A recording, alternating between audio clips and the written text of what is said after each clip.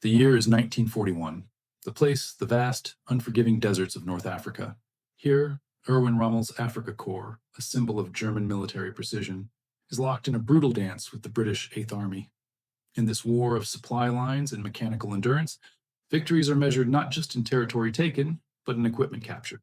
And one day, a prize falls into German hands, a Willys MB Jeep, left behind in a hasty retreat. To the Wehrmacht soldiers, it's a curious toy, a crude-looking thing. But for the mechanics tasked with keeping the German war machine rolling, this unassuming vehicle is about to become a revelation, a lesson in a philosophy of war they never understood. The year is 1941.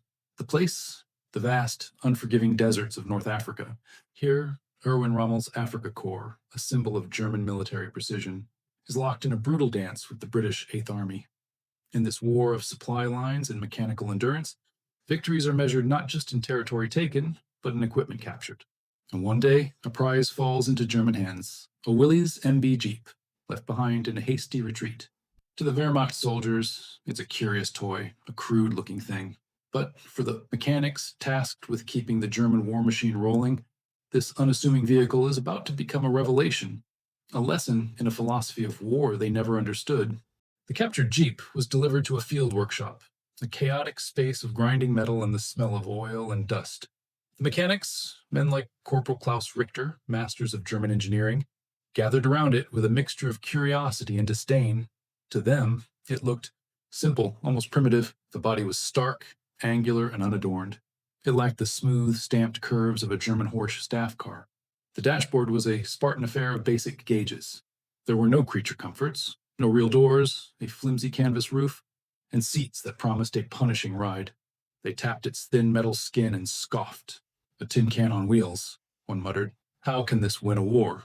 This was the core of their misunderstanding. They were evaluating it as a piece of automotive craftsmanship, a consumer product. They did not yet realize they were looking at something far more radical, a weapon designed not for show, but for survival and sheer, unadulterated utility. Driven by professional pride, they decided to tear it down. They expected to find hidden complexities, some clever secret that justified its reputation. Instead, they found elegance in austerity. The 2.2-liter Go Devil engine was a study in straightforwardness. 4 cylinders, a single carburetor, a simple ignition system.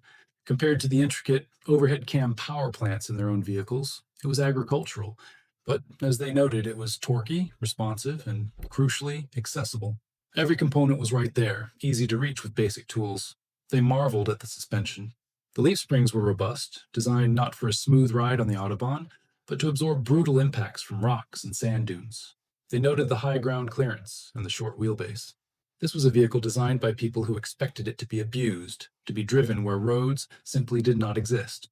It was a mechanic's dream. No special tools, no convoluted procedures. A broken part could be swapped in minutes, not hours. The real education began when they took it for a drive. Corporal Richter, a skilled driver, slid behind the wheel. The first thing he noticed was the responsiveness.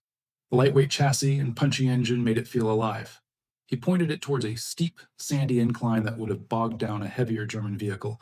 He pressed the accelerator. The engine, while loud, didn't strain. It clawed its way up the dune with a determined ease that left the watching mechanics stunned. On rough, broken ground, the stiff suspension transmitted every jolt to the occupants, but the chassis itself seemed to shrug it off. It was like a sure-footed mule. Uncomfortable, but indefatigable. They drove it through wadis, over rocky scree, and across soft sand. With every mile, their initial disdain melted away, replaced by a dawning sense of professional respect.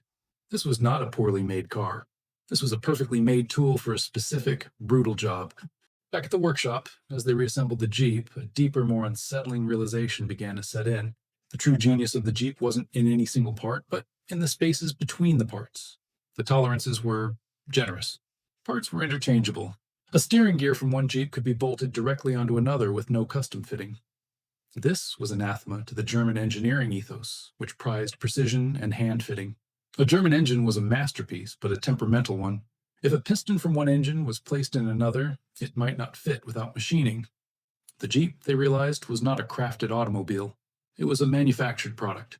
It was a ghost, a tangible expression of a terrifying industrial philosophy they had only theorized about. True, scalable mass production. America wasn't just building vehicles. It was building a river of standardized, simple, and effective machinery.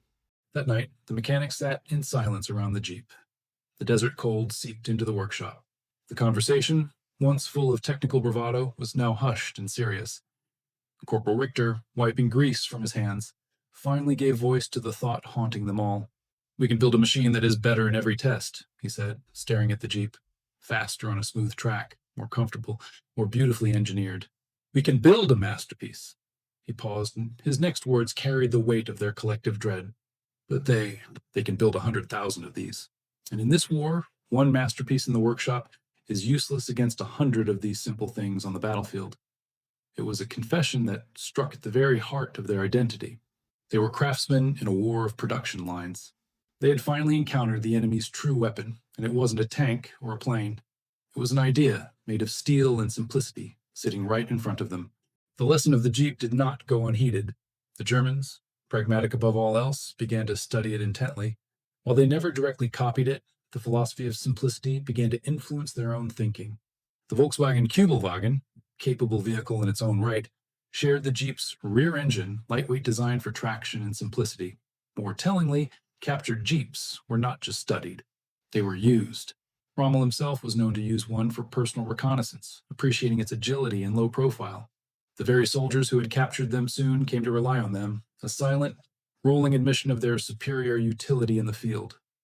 The Jeep became a ghost in the German logistical chain, a constant nagging reminder of an industrial power that could lose 1,000 machines and barely notice, while the loss of a single complex German half-track could cripple a unit for days. The war would end, but the legend of the Jeep and the lesson it taught would endure.